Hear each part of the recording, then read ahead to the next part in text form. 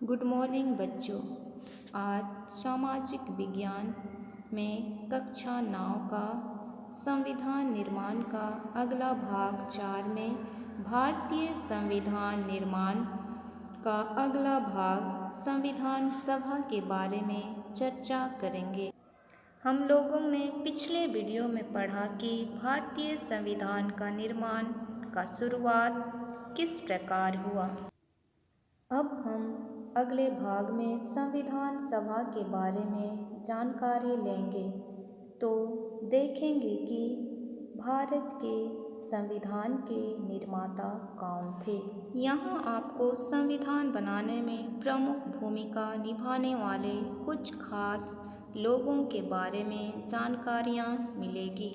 चुने गए जनप्रतिनिधियों की जो सभा संविधान नामक विशाल दस्तावेज को लिखने का काम करती है उसे संविधान सभा कहते हैं। भारतीय संविधान सभा के लिए जुलाई 1946 में चुनाव हुए थे। संविधान सभा की पहली बैठक 9 दिसंबर 1946 को हुई थी। इसके तत्काल बाद देश दो हिस्सों में भारत और पाकिस्तान में बंट गया। संविधान सभा भी दो हिस्सों में बंट गई, भारत की संविधान सभा और पाकिस्तान की संविधान सभा। भारतीय संविधान लिखने वाले सभा में 299 सदस्य थे। इसने 26 नवंबर 1939 को अपना काम पूरा कर लिया। संविधान 26 जनवरी 1950 को लागू हुआ।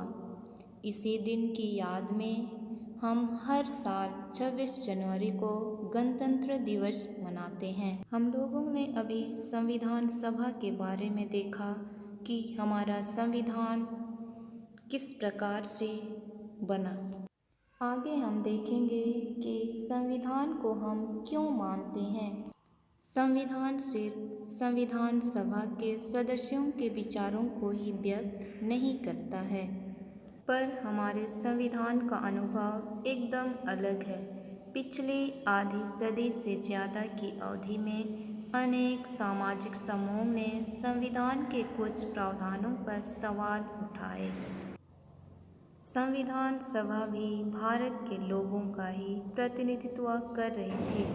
उस समय भारत में सार्वभौम वयस्क मताधिकार नहीं था, इसलिए संविधान सभा का चुनाव देश के लोग प्रत्यक्ष ढंग से नहीं कर सकते थे।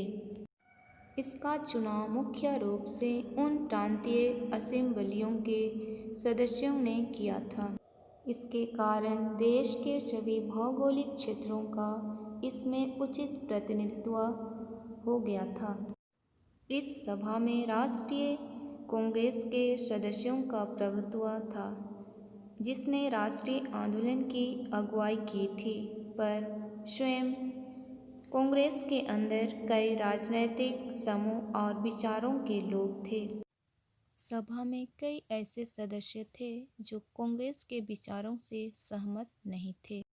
सामाजिक रूप से इस सभा में सभी समूह, जाति, वर्ग, धर्म और पेशों के लोग थे।